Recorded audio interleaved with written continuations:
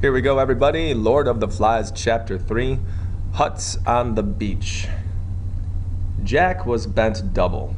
He was down like a sprinter, his nose only a few inches from the humid earth. The tree trunks and the creepers that festooned them lost themselves in a green dusk 30 feet above him, and all about was undergrowth. There was only the faintest indication of a trail here, a cracked twig, and what might be the impression of one side of a hoof. He lowered his chin and stared at the traces as though he would force them to speak to him. Then, dog-like, uncomfortably on all fours, yet unheeding in his discomfort, he stole forward 5 yards and stopped. Here was a loop of a creeper with a tendril pendant from a node. The tendril was polished on the underside. Pigs passing through the loop brushed it with their bristly hide. Jack crouched with his face a few inches away from this clue, then stared forward into the semi-darkness of the undergrowth. His sandy hair, considerably longer than it had been when they dropped in, was lighter now, and his bare back was a mass of dark freckles and peeling sunburn. A sharpened stick about 5 feet long trailed from his right hand, and except for a pair of tattered shorts held up by his knife belt, he was naked. He closed his eyes, raised his head, and breathed in gently with flared nostrils, assessing the current of warm air for information. The forest and he were very still. At length, he let out his breath in a long sigh and opened his eyes. They were bright blue, eyes that in this frustration seemed bolting and nearly mad. He passed his tongue across dry lips and scanned the uncommunicative forest. Then again he stole forward and cast this way and that over the ground. The silence of the forest was more oppressive than the heat, and at this hour of the day there was not even the whine of insects. Only when Jack himself roused a gaudy bird from a primitive nest of sticks was the silence shattered, and the echoes set ringing by a harsh cry that seemed to come out of the abyss of ages. Jack himself shrank at this cry with a hiss of indrawn breath, and for a moment became less of a hunter than a furtive thing, ape-like among the tangle of trees. Then the trail, the frustration, claimed him again, and he searched the ground avidly. By the trunk of a vast tree that grew pale flowers on its gray bark, he checked, closed his eyes, and once more drew in the warm air. And this time his breath came short. There was even a passing pallor in his face. And then the surge of blood again. He pressed like a shadow under the darkness of the tree and crouched, looking down at the trodden ground with his feet. The droppings were warm.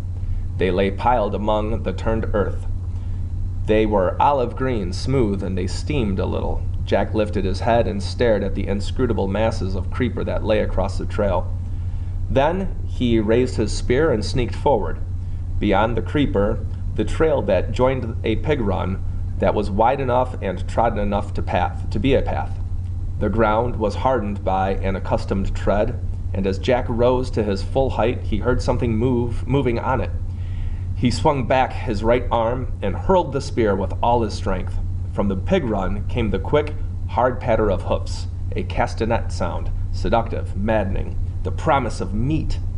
He rushed out of the undergrowth and snatched up his spear. The pattering of the pig's trotters died away in the distance. Jack stood there, streaming with sweat, streaked with brown earth, stained by all the vicissitudes of the day's hunting.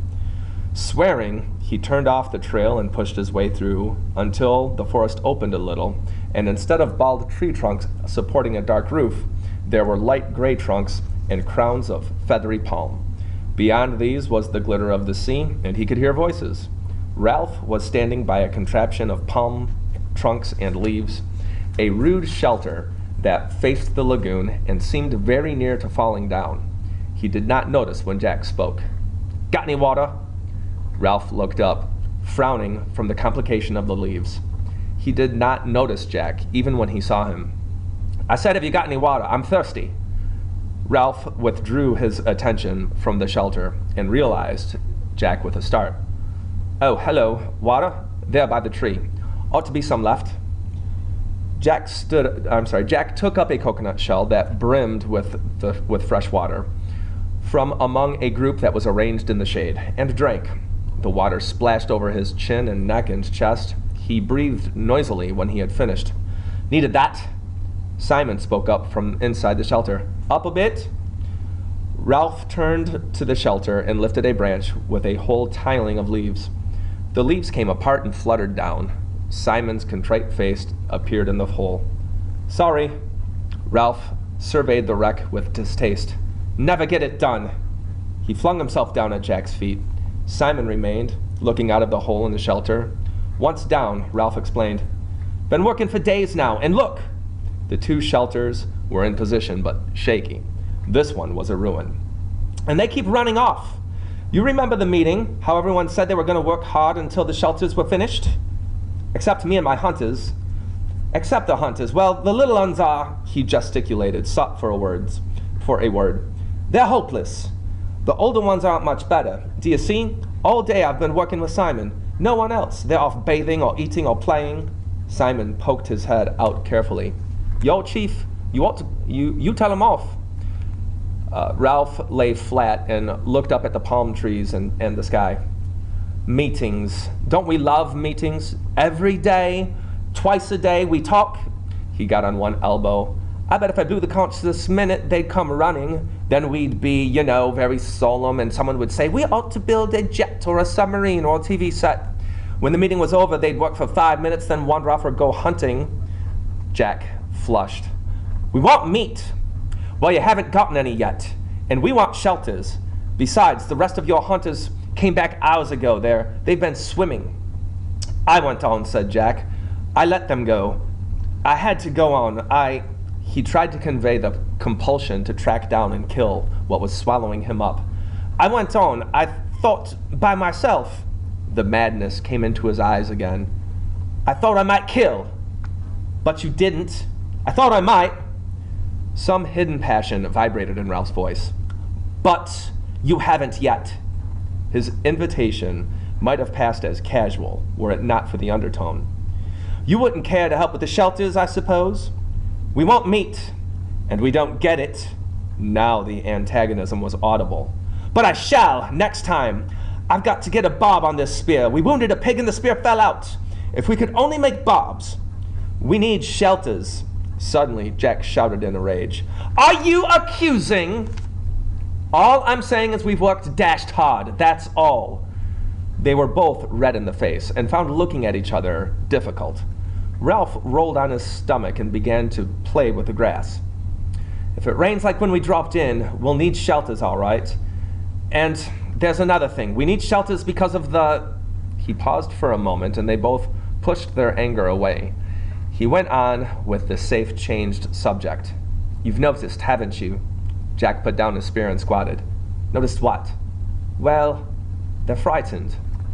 He rolled over and peered into Jack's fierce, dirty face. I mean the way things are. They dream. You can hear them. Have you been awake at night? Jack shook his head. They talk and scream, the little ones. Even some of the others, as if this wasn't a good island. Astonished at the interruption, they looked at Simon's serious face. As if, said Simon, the beastie or the snake thing was real, remember? The two older boys flinched when they heard the shameful syllable. Snakes were not mentioned now. They were not mentionable. As if this wasn't a good island, Ralph said slowly. Yes, that's right. Jack sat up and stretched out his legs. They're batty. Crackers, remember when we went exploring? They grinned at each other, remembering the glamour of the first day. Ralph went on. So we need shelters as a sort of home? That's right. Jack drew up his legs, clasped his knees, and frowned in an effort to attain clarity. All the same, in the forest, I mean, when you're hunting, when you're, not when you're getting fruit, of course, but when you're on your own. He paused for a moment, not sure if Ralph would take him seriously. Go on. If you're hunting, sometimes you catch yourself feeling as if... He flushed suddenly. There's nothing in it, of course, just a feeling, but you can feel as if you're not hunting, but being hunted. As if something's behind you all the time in the jungle. They were silent again. Simon, intent, Ralph incredulous and faintly indignant. He sat up, rubbing one shoulder with a dirty hand. Well, I don't know. Jack leapt to his feet and spoke very quickly. "That's only how you can feel in the forest. Of course, there's nothing in it, only... He took a few rapid steps toward the beach and then came back. "Only, I know how they feel, see? That's all. The best thing we can do is get ourselves rescued." Jack had to think for a moment before he could remember what rescue was. "Rescue?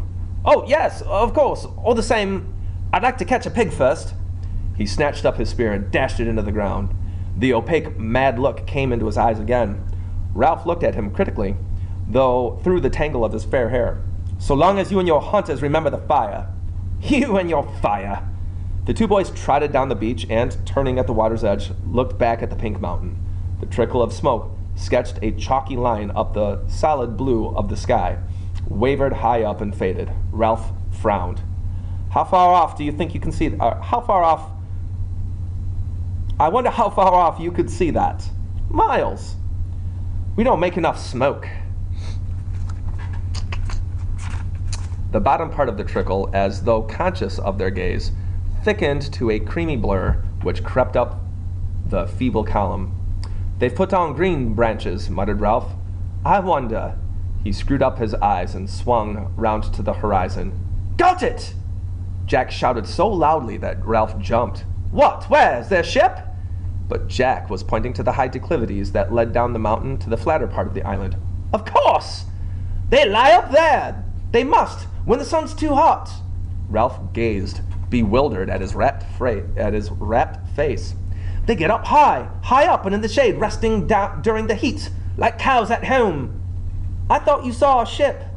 "We could steal up on one, paint our faces so they wouldn't see, perhaps surround them, and then..." Indignation took away Ralph's control. "I was talking about smoke. Don't you want to be rescued? All you can talk about is pig, pig, pig. But we want meat. And I work all day with nothing but Simon, and you come back and you don't even notice the hunts." "I was working too." "But you like it," shouted Ralph. "You want to hunt, while I..." They faced each other on the bright beach, astonished at the rub of feeling. Ralph looked away first, pretending interest in a group of little ones on the sand. From beyond the platform came the shouting of the hunters in the swimming pool. On the end of the platform, Piggy was lying flat, looking down into the brilliant water. "People don't help much." He wanted to explain how people were never quite what you thought they were. "Simon, he helps," he pointed at the shelters. "All the rest rushed off. He's done as much as I have. Only, Simon's always about." Ralph started back to the shelters with Jack by his side. "Do a bit for you," muttered Jack, "before I have a bathe." "Don't bother." But when they reached the shelters, Simon was not to be seen. Ralph put his head in the hole, withdrew it, and turned to Jack. "He's buzzed off." "Got fed up," said Jack, "and gone for a bathe." Ralph frowned. "He's queer. He's funny." Jack nodded, as much for the sake of agreeing as anything, and by tacit consent, they left the shelter and went towards the bathing pool. "And then," said Jack, when I've had a bath and something to eat, I'll just trek over to the side of the mountain and see if I can see any traces. Coming?" "But the sun's nearly set. I might have the time." They walked along, two continents of experience and feeling, unable to communicate. "If I could only get a pig, I'll come back and go on with the shelters." They looked at each other, baffled, and love and hate. All the warm salt water of the bathing pool and the shouting and the splashing and the laughing were only just sufficient to bring them together again. Simon was not in the bathing pool as they expected.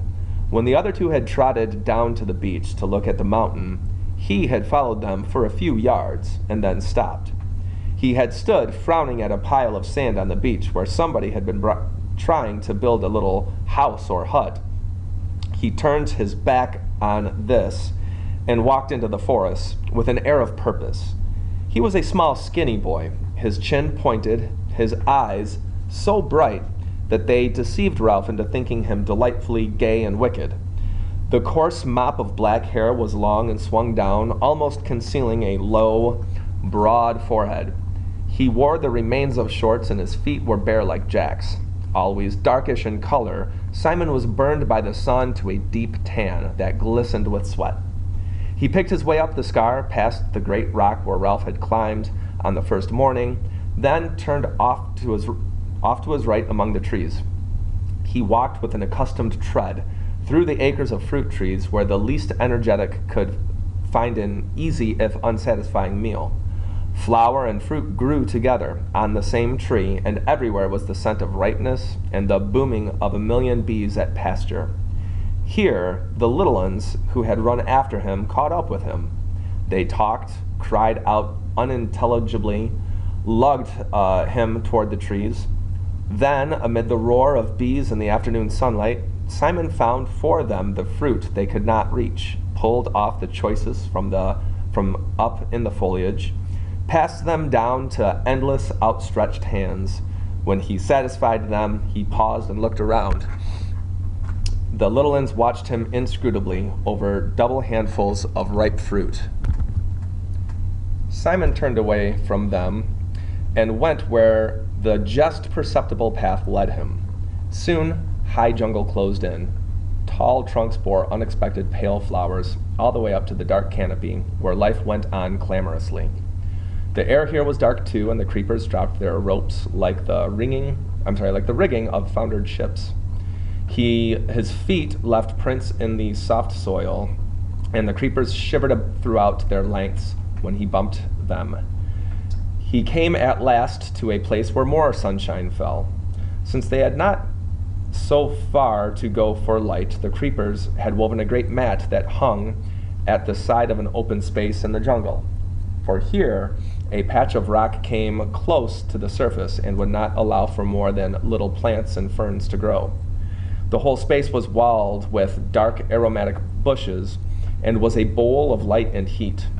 A great tree fallen across one corner leaned against the trees that still stood, and a rapid climber flaunted red and yellow sprays right to the top. Simon paused. He looked over his shoulder as Jack had done at the close ways behind him, and glanced swiftly around to confirm that he was utterly alone. For a moment, his movements were almost furtive. Then he bent down and wormed his way into the center of the mat. The creepers and the bushes were so close that he left his sweat on them, and they pulled together behind him. When he was secure in the middle, he was in a little cabin screened off from the open space by a few leaves. He squatted down, parted the leaves, and looked out into the clearing. Nothing moved but a pair of gaudy butterflies that danced round each other in the hot air. Holding his breath, he cocked a critical ear at the sounds of the island. Evening was advancing towards the island. The sounds of the bright, fantastic birds, the bee sounds, and the crying of the gulls that were returning to their roosts among the square rocks were fainter. The deep sea, breaking away on the reef, made an undertone less perceptible than the susurration of the blood. Simon dropped the screen of leaves back into place. The slope of the bars of honey-colored sunlight decreased. They slid up the bushes, passed over green candle-like buds, moved up toward the canopy, and darkness thickened under the trees. With the fading of the light, the riotous colors died, and the heat and urgency cooled away. The candle buds stirred. Their green sepals drew back a little, and the white tips of the flowers rose delicately to meet the open air. Now the sunlight had lifted clear of the open space and withdrawn from the sky. Darkness poured out, submerging the ways between the trees till they were dim and strange as the bottom of the sea. The candle buds opened their white flowers, glimmering under the light that pricked down from the first stars. Their scent spilled out into the air and took possession of the island.